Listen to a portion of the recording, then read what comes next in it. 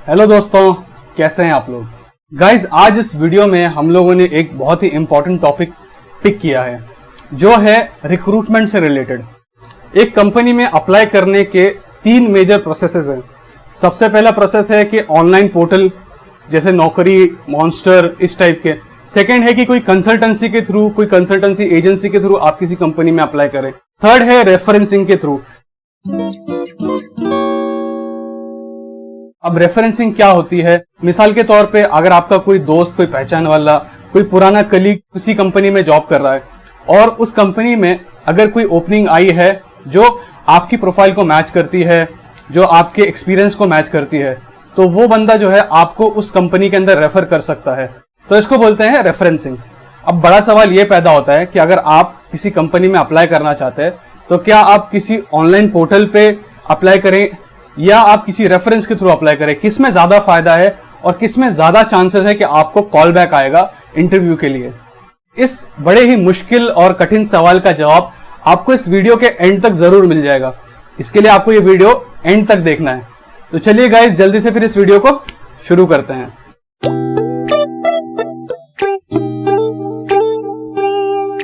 Guys, मैंने अब तक काफी सारे वीडियोस बनाए हैं इंटरव्यू से रिलेटेड, रिज्यूम किस तरह से प्रिपेयर करना चाहिए, सैलरी कैसे निगोशिएट करनी है और कंपनी में एम्प्लॉय बॉन्ड क्या होता है। ये सारे वीडियोस आप मेरे प्लेलिस्ट में जाके चेकआउट कर सकते हैं।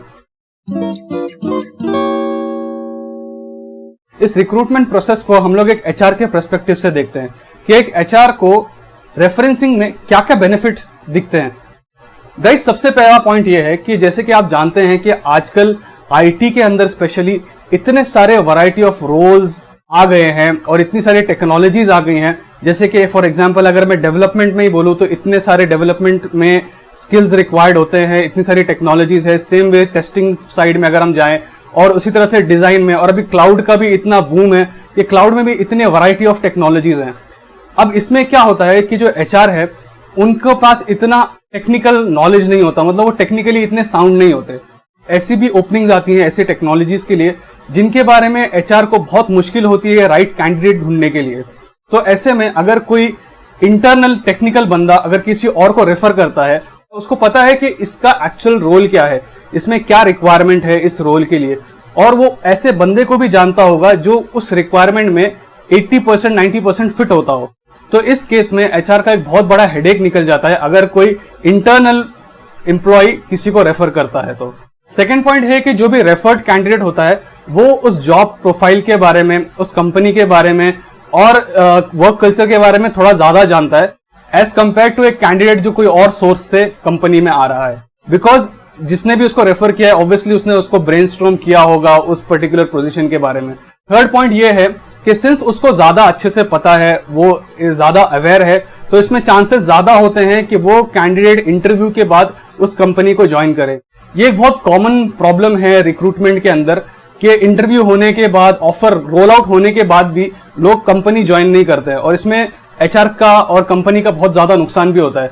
तो ऐसे रेफर्ड कैंडिडेट जिनको बैकग्राउंड पता है उनके ज्यादा चांसेस है कंपनी ज्वाइन करने के। गाइस, फोर्थ पॉइंट ये है कि जो रेफर्ड कैंडिडेट होता है जब वो कंपनी में ज्वाइन करता है तो स्टडीज के मुताबिक वो उसके ज्यादा चांसेस हैं कि वो लॉन्ग टर्म उस कंपनी में काम करेगा और लॉन्ग टर्म उस कंपनी के साथ रहेगा। साथ ही साथ जिसने उसको रेफर किया है उसके भी चांसेस है कि वो भी लॉन्ग टर्म उस कंपनी में काम करेगा। तो ये कंपनी को बहुत ज्यादा बेनिफिट देती है। अब आते हैं फिफ्थ पॉइंट पे। जब कभी किसी एम्प्लॉय को हायर किया जाता है तो सबसे पहले उसका बैकग्राउंड वेरिफिकेशन होता है। बैकग्राउंड वेरिफिकेशन एक बहुत ही टीडियस और एक बहुत डिटेल प्रोसेस है और इसमें बहुत ज्यादा टाइम भी लगता है।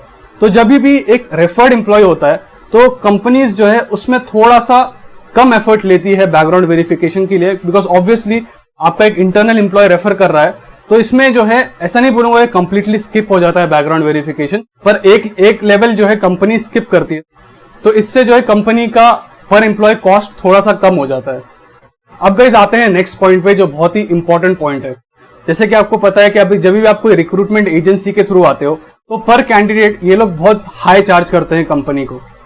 अब जब कोई रेफरेंस के थ्रू एम्प्लॉय आता है तो ऑब्वियसली कंपनी उस एम्प्लॉय को पे करती है, पर ये बहुत कम परसेंटेज होता है as compare to recruitment agency. दूसरी बात यह है कि जैसे ही कोई एम्प्लॉय कंपनी ज्वाइन करता है तो उस कंपनी को रिक्रूटमेंट एजेंसी को पे करना पड़ता है अपफ्रंट मोस्ट केसेस में। और जब कोई रेफरेंस के थ्रू ज्वाइन करता है तो कंपनी 6 मंथ्स का टाइम लेती है। 6 मंथ्स तक अगर वो एम्प्लॉय उस कंपनी में काम करता है तब जाके जिसने रेफर किया है उसको पैसे देती है। तो इसमें कंपनी का ज्यादा फायदा है क्योंकि अननेसेसरी पैसे देने नहीं पड़ेंगे। अगर कोई एम्प्लॉय ने ज्वाइन किया और छोड़ दिया तो ऐसे ही वो जो रेफरल के पैसे है, रेफरल बोनस है, वो उस एम्प्लॉय को नहीं मिलेगा। और last but not the least, आप अपने दोस्त को इस कंपनी में क्यों रेफर करोगे?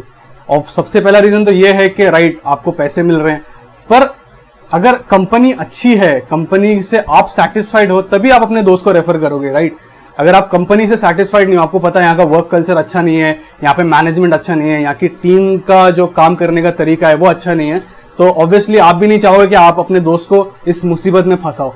तो आप तभी रेफर करते हो जब एक कंपनी से आपका अटैचमेंट हो, तभी आप चाहोगे कि आपका दोस्त भी वहां पर आए, और ऑब्वियसली पैसा तो है ही रीजन। तो इस केस में एक गुडविल, एक ट्रस्ट का, कंपनी और एम्प्लॉय का जो ट्रस्ट होता है वो क्रिएट होता है। अब गाइज ये सारे पॉइंट्स जानने के बाद आपको क्या लगता है कंपनी क्या प्रेफर करती है, पोर्टल्स के थ्रू, कंसल्टेंसी के थ्रू, के रेफरेंस के थ्रू? ऑब्वियसली रेफरेंस के थ्रू। इसलिए रेफरेंस से जब आप जाते हैं तो आपके ज्यादा चांसेस होते हैं कि आपको उस कंपनी में जॉब मिलेगा। तो गाइज कमेंट करके आप मुझे जरूर बताइए कि आपका रेफरेंसिंग को लेके कैसा एक्सपीरियंस रहा। तो गाइज अगर आपको ये वीडियो पसंद आया और ये वीडियो हेल्पफुल लगा तो ऑब्वियसली आप भी चाहेंगे कि दूसरे लोग भी इससे फायदा उठाए, दूसरों तक भी ये नॉलेज पहुंचे। तो उसके लिए आपको क्या करना है? सबसे पहले आपको लाइक करना है। लाइक करने के बाद कमेंट करना है, क्योंकि जब भी आप लाइक और कमेंट करोगे यूट्यूब इस वीडियो को और लोगों में रेकमेंड करेगा। उससे क्या होगा कि दूसरे लोग भी ये वीडियो को देख पाएंगे। तो इसके लिए लाइक करिए, कमेंट जरूर करिए। अगर आपने अब तक इस चैनल को सब्सक्राइब नहीं किया है तो जरूर जाके इस चैनल को सब्सक्राइब कीजिए। तो गाइस चलिए फिर मिलते हैं नेक्स्ट वीडियो में। Bye bye.